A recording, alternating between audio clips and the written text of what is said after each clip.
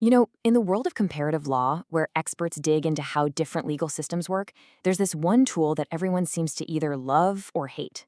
It's so central that some say you can't even compare laws without it. But it's so controversial that others think it's basically the worst thing to ever happen to the field. So, what is this brilliant and supposedly terrible idea? This quote from the source just nails the paradox, doesn't it? The functional method is a mantra, a cherished, almost sacred rule for its biggest fans. But it's also a bête noire, a public enemy number one for its critics.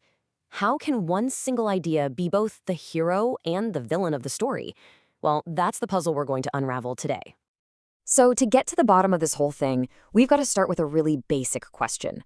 What is this method? And it turns out that is not a simple question to answer. The source doesn't describe some clean, neat little tool, but something more like a monster. Yep, it's called a chimera.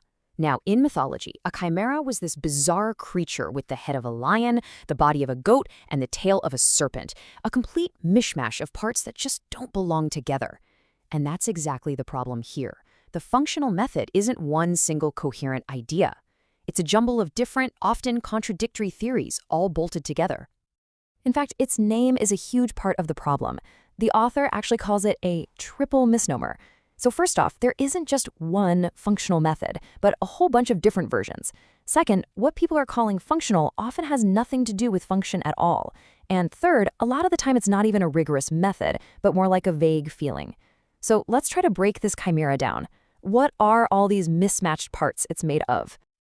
The source actually points to at least 7 different philosophical traditions that have been sort of stitched together to create this thing, often without anyone realizing where the ideas came from.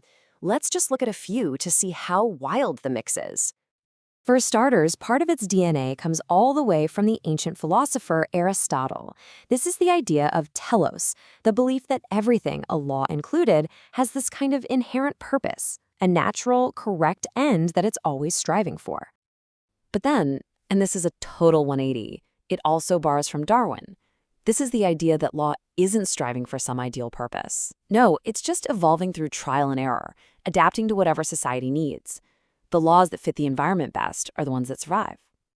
And another piece of our monster? It comes from early sociology, which sees society as this complex organism. From that point of view, law is like an organ. Its function is just to help keep the whole social body stable and healthy. And just to make things even crazier, it throws in this really pragmatic idea from a totally different school of thought: legal realism. And that's the idea that law is just a tool for social engineering. Here, it's not about natural purposes or social health.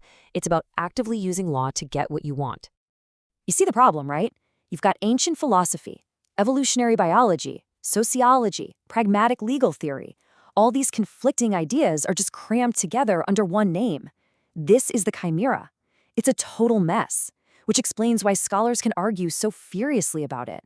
A lot of the time, they're talking about completely different things without even knowing it. Okay, so if the theory behind this thing is such a disaster, what do people actually do when they say they're using it? Well, despite all that confusion, there is one powerful central idea that kind of unites the whole thing.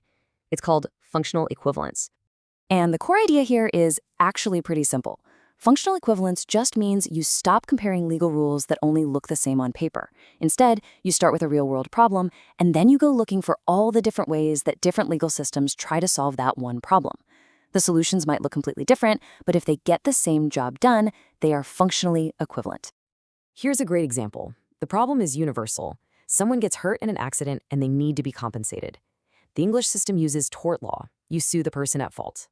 New Zealand, on the other hand, uses a national insurance system. Everyone's covered, no lawsuit needed. The legal tools themselves, a lawsuit versus an insurance claim, are totally different, but they perform the same basic function. It's like a loose bolt. You could use a wrench or you could use pliers. Different tools, but for that one job, they're functionally equivalent. And getting this core idea of functional equivalence is so important because it lets us finally tackle the biggest myths about this method. And this is where the story takes a really interesting, counterintuitive turn. Okay, so here's myth number 1. If you're comparing 2 different solutions to the same problem, say tort law versus national insurance, it seems obvious that the whole point is to figure out which one is better, right? Actually, no. And the reason is baked right into the name of the concept itself. The source points out that equivalent literally means of equal value. So if you start your whole analysis by saying two different laws are equivalent because they both achieve function x, you can't then turn around and use function x to say one is better than the other. You've already defined them as equals for that specific job. It's a total logical trap. All right, so it's not about finding the better law, but what about the second big claim? For decades, people have argued that the functional method is the perfect tool to help unify laws across different countries, like in the European Union. Find the functional similarities and then create one super law for everyone. But here again, the logic is the exact opposite of what you'd expect. The source points out that functionalism actually gives you powerful reasons against unifying the law. I mean, think about it. If different countries are already getting the same results with their own unique legal traditions, the urgent need for one single uniform law kind of evaporates, doesn't it? It proves that diversity works, and forcing one system on everybody might just be a solution in search of a problem. So, if it's not for finding the better law, and it's not really for unifying laws, what on earth is this method's true purpose? What is this so-called monster actually good for? Well, its real strength turns out to be something much more subtle and honestly, much more profound. Its real power is as a lens for deeper understanding. It trains you to look past all the fancy legal jargon and ask a simple question: what is this law actually doing for people? And when you do that, it reveals these hidden similarities between legal systems that look totally alien on the surface. It builds tolerance by showing us there are many valid ways to solve the same human problems. And maybe most importantly, it forces us to look in the mirror at our own legal system and realize that the way we do things isn't the only way or the natural way. It's a tool for perspective, not for judgment. So in the end, yeah, the functional method might be a chimera, a messy, confusing monster of a theory. But maybe its true value isn't in giving us easy answers like, this law is better. Maybe its real power is that it helps us ask better, deeper questions, not just about other legal systems, but about the true purpose of our own.